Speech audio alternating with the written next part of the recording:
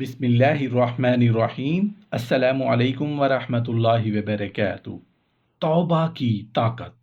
محترم ناظرین، جب حضرت آدم علیہ السلام اور شیطان لعین کی دشمنی ٹھن گئی تو شیطان حضرت آدم علیہ السلام کا حاسد اور فریبی دشمن بن گیا۔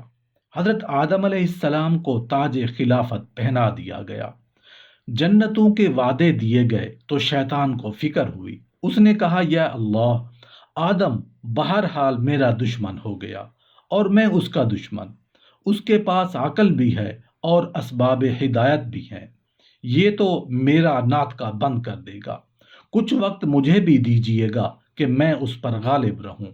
حق تعالیٰ نے فرمایا، ہم نے تجھے اکثریت کی قوت دی۔ آدم علیہ السلام کا اگر ایک بیٹا ہوگا تو تیرے 10 بیٹے ہوں گے، اس کے 100 ہوں گے تو تیرے 1000 ہوں گے، تو ہمیشہ اکثریت میں رہے گا۔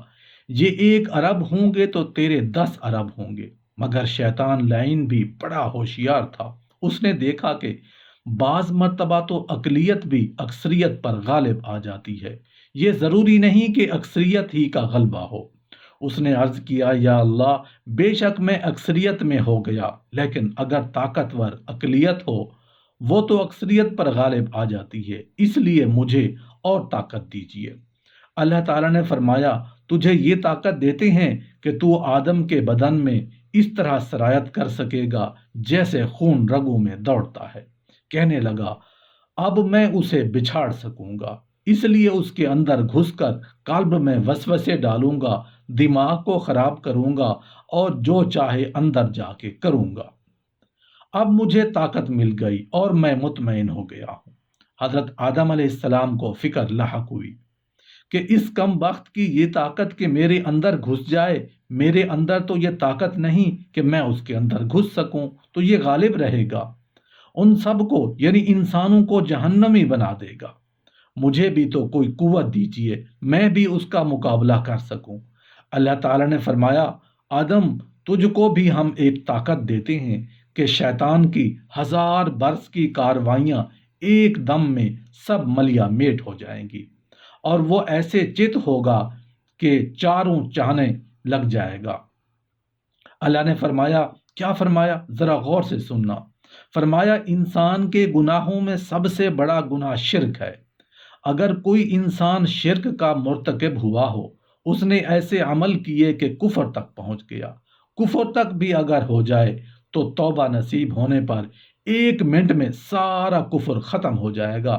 شیطان لعین نے 100 برس کفر کرایا، تم نے ایک سچی توبہ کی اور وہ سارا 100 برس کا کفر ختم ہو جائے گا، اس کی ساری کارستانیاں ختم ہو جائیں گی۔ توبہ میں اتنی بڑی طاقت ہے کہ شیطان بھی اس سے عاجز ہے۔ اس لیے آدمی کو، انسان کو توبہ نہیں چھوڑنی چاہیے، ذرا سی بات ہوئی فوراً توبہ کر لے، بلکہ استغفار کو مستقل تسبیح کے طور پر پڑھے۔ یا اللہ، آپ نے مجھے عافیت بخشی، آپ کے فضل اور کرم سے بہت سی نعمتیں آپ کی کھائیں اور برتیں، آپ نے کبھی بھوکا نہیں رکھا، برابر روزی پہنچائی، آپ کی ان نعمتوں کے کھانے سے قوت آئی، لیکن میں نے اس قوت کو بجائے آپ کی فرما برداری کے نافرمانی میں خرچ کیا۔ کتنے ہیں میں نے عیب کیے، آپ نے لوگوں سے پردہ میں رکھا۔ کبھی آپ کا خوف آیا تو آپ کے امن و عافیت سے دھوکہ کھا گیا اور سمجھا کہ مجھے آپ نہیں پکڑیں گے، اور آپ کی پکڑ کا خیال بھی آیا تو آپ کے حلم کی طرف دھیان گیا اور عفو و کرم کی امید میں گناہ کر بیٹھا۔ اے اللہ، میں ہر ایسے گناہ سے معافی چاہتا ہوں، مجھے بخش دے۔ یا اللہ، میں آپ سے ہر اس گناہ کی معافی چاہتا ہوں جو آپ کے غضب کا باعث ہو، اور ہر اس گناہ سے بھی جس کو آپ نے منع کیا تھا اور میں کر گزرا، اور اس گناہ سے بھی معافی مانگتا ہوں جس کی نحوست میں آپ کی عبادت اور اطاعت سے محروم ہوا۔ یا اللہ، میں نے کتنی بار توبہ کی، قسمیں کھائیں، واسطے دیے کہ اب یہ گناہ نہیں کروں گا، لیکن جب شیطان نے اس گناہ کی طرف دعوت دی، مجھے میرے نفس نے اس کو مزین کر کے سامنے کیا تو میں نے بے دھڑک اس گناہ کا ارتکاب کیا۔ افسوس، مجھے لوگوں سے تو حیا آئی لیکن آپ سے کبھی حیا نہ کی۔ آپ ہر وقت دیکھنے اور خبر رکھنے والے ہیں، یہ جانتے ہوئے بھی آپ سے کہاں چھپ سکتا ہوں؟ نہ کوئی مکان، نہ اندھیرا، نہ کوئی حیلہ، نہ کوئی تدبیر آپ سے اجل کر سکتی ہے۔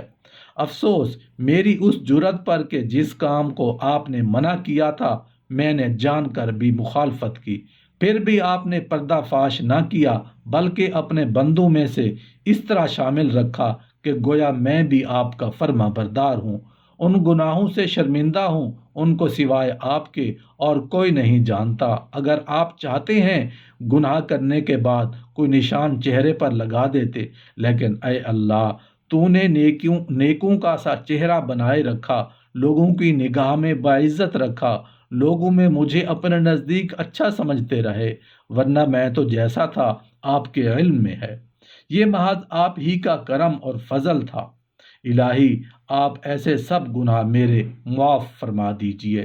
یا اللہ، جس گناہ کو کر کے میں بھول گیا ہوں لیکن آپ کے یہاں وہ لکھا ہوا ہے، میں نے اس کو ہلکا سمجھا، لیکن نافرمانی پھر بھی نافرمانی ہی ہے، وہ آپ کے یہاں موجود پاؤں گا۔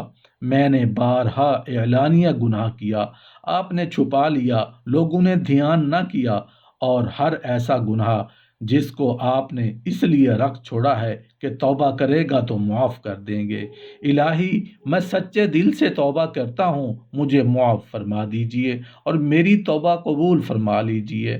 یا اللہ، بہت سے گناہ اس طرح کیے ہیں کہ میں جانتا تھا کہ آپ کے سامنے ہوں، مگر خیال کیا کہ توبہ کر لوں گا، معافی چاہ لوں گا۔